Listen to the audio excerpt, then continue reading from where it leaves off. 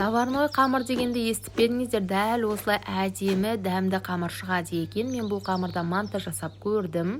Сочный дәмді манты шықты. Бешбармаққа да қолдануға болады екен. Сіздермен де бөлісейін дедім. Ең алдымен описаниеда жазып қалдырған барлық ингредиенттерді салып, қамыр елеміз. Осылай укропты салып, үстіне қайнап тұрған суды құйып, жақсылап қамыр елеміз. Қамыр деген енді күшті болып шығады екен. Ал мантының салмасын мен асқабақтан жасадым. Осылай турап алып, қамырды жаюға кірістім. Өте керемет болып жайылады.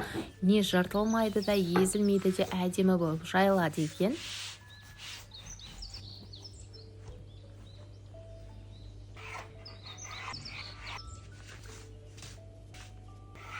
Осылай бір келке етіп кесіп алып, барлық салманы салып, манты түйіп шықтым.